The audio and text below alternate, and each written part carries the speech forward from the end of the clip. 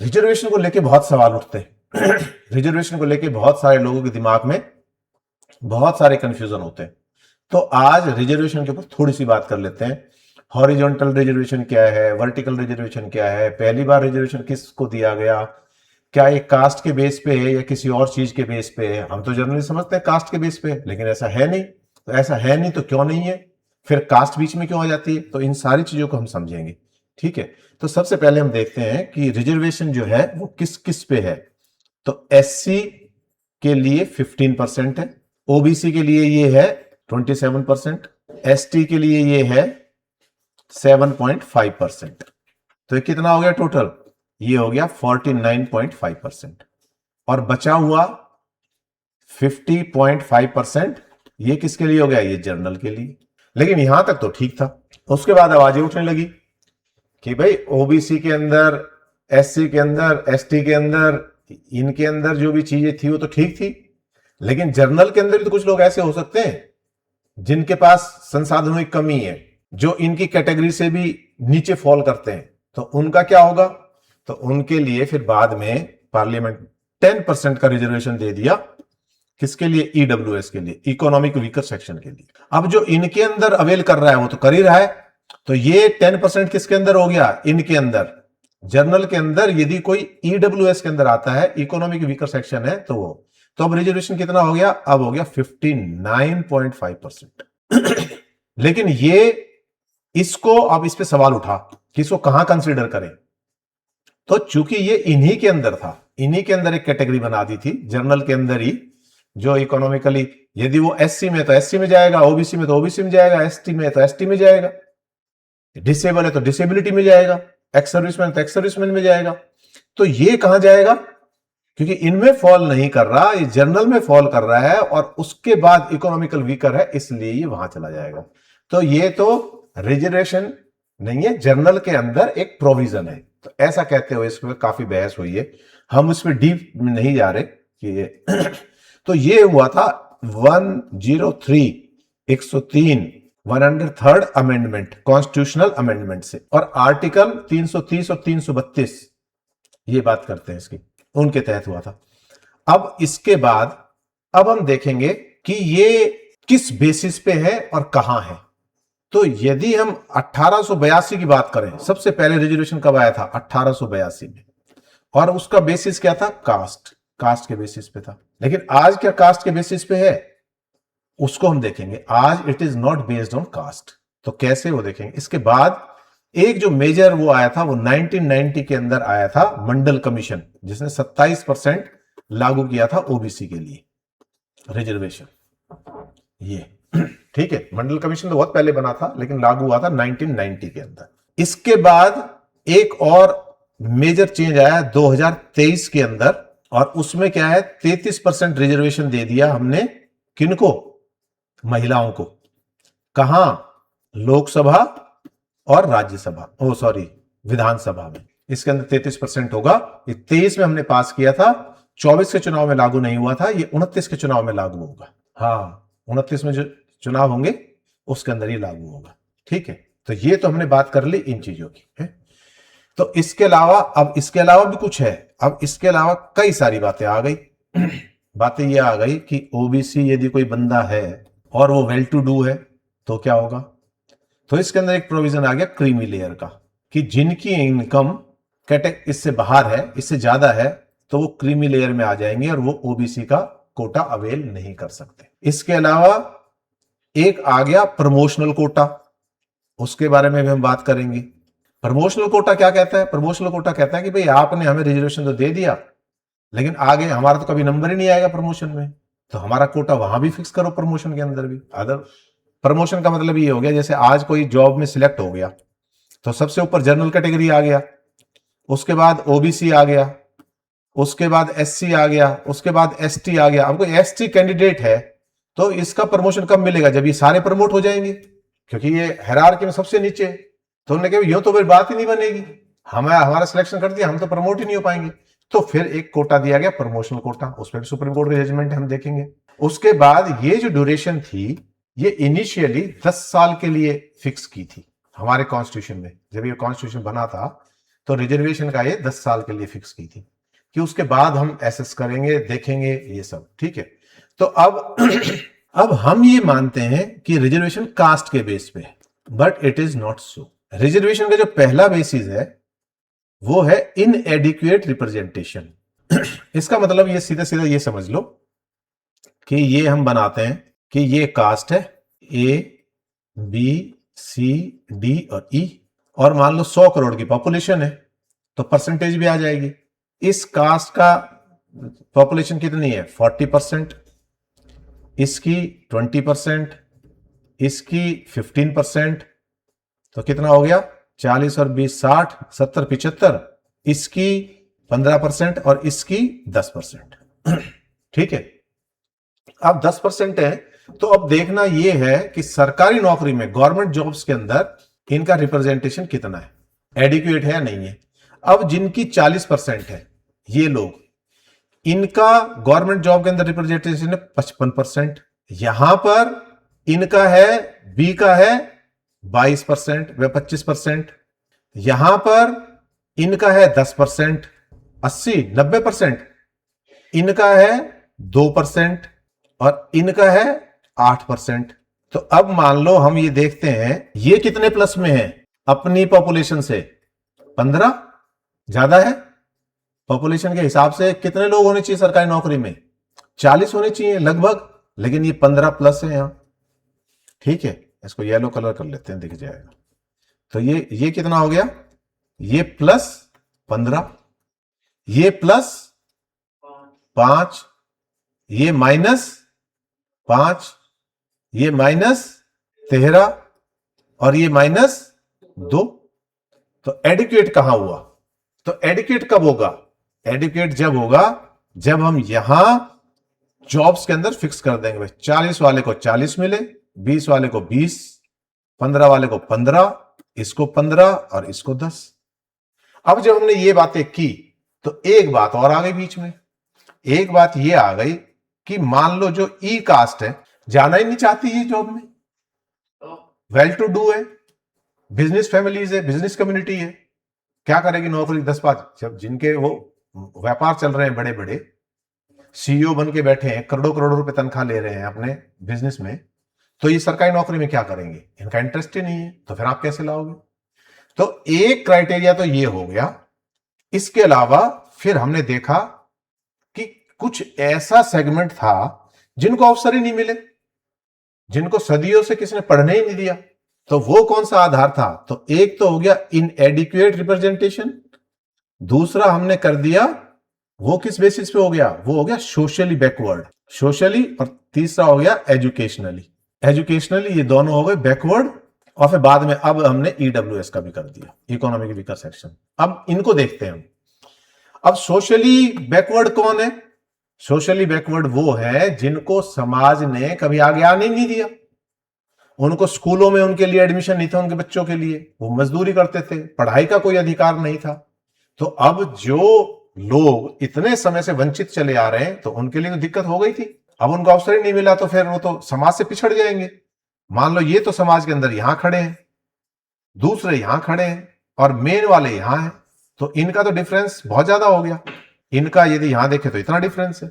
अब सोशली जो बैकवर्ड थे, जिनको समाज ने आगे ही नहीं आने दिया, किसी भी कारण से पढ़ने नहीं दिया और सुविधाएं नहीं दी, अपने बच्चों के साथ बैठने नहीं दिया, घरों से बाहर रखा, एक तो वो हो गया। दूसरे हो गया एजुकेशनल, कि वहां पर एजुकेशन का कोई था ही नहीं प्रोविजन, एजुकेशन वहां हो ही नहीं सकती थी, स्कूल कॉलेज नहीं थे, या इनको भी एजुकेशन से ही वंचित रखा गया, दोनों चीजें।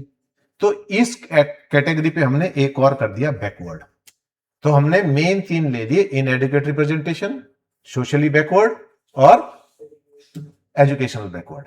और उसके बाद हमने 103 से ले लिया जिनके जो पैसा ही नहीं था तो क्या करेगा, इनके पास भी। अब मान लो यहां पर किसी को पढ़ने ही नहीं दिया और पैसे में भी सक्षम है वो, लेकिन पढ़ने नहीं दिया तो कैसे करेगा वो यहां। लेकिन यहां पर क्या है, यहां सब कुछ होते हुए पैसों के बिना तो कोई चीज संभव ही नहीं है। ठीक है, तो यहां ये हो गया। तो अब इसके अंदर रिजर्वेशन की बेसिस हो गई ये 3। अब ओबीसी के अंदर बात आई। अब पहले ये देखते हैं कि रिजर्वेशन दिया कैसे।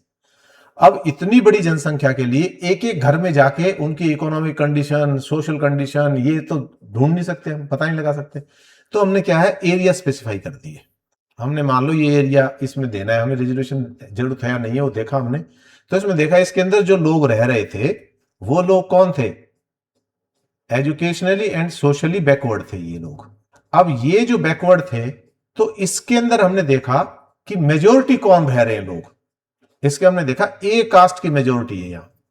तो हमने किसको पकड़ लिया यहां से, ए कास्ट को, ठीक है, उसको हमने रिजर्वेशन दे दिया। तो कास्ट के बेसिस पे आसान था, और कोई तरीका हमारे पास था नहीं। तो यहां पर बहुत सारी जगह, जैसे पंजाब के अंदर सिख क्या है, मेजोरिटी में है, लेकिन दूसरी जगह सिख किस में है, माइनॉरिटी में।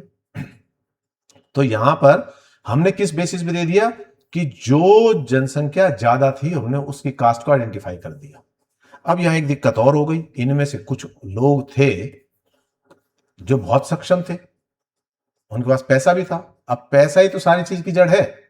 यदि मान लो किसी के पास पैसा है, चाहे वो एजुकेशनली बैकवर्ड हो चाहे वो सोशली बैकवर्ड हो, वो पैसा है तो अपने बच्चों के लिए बाहर इंतजाम कर देगा, माइग्रेट कर जाएगा, दूसरी जगह चला जाएगा उनके एजुकेशन के लिए, हॉस्टल में डाल देगा। तो इसलिए हमने क्या कहा, ओबीसी के अंदर जो सक्षम थे तो उनके लिए हमने क्या बना दी, क्रीमी लेयर बना दी। और ये जो क्रीमी लेयर हमने बनाई, इन क्रीमी लेयर को हमने बाहर कर दिया, ठीक है, कि ये रिजर्वेशन अवेल नहीं करेंगे। अब इसके अंदर एक बात और आती है, एक सवाल किसी बच्चे ने किया था कि मैंने जब एग्जाम दिया था जिस समय जुडिशरी का, तो मैंने ओबीसी कोटे के अंदर क्लेम किया था। तो उन्होंने कहा सर आपकी रिटर्न तो 12-15 लाख की जाती है, तो आप ओबीसी में कैसे क्लेम कर रहे हो।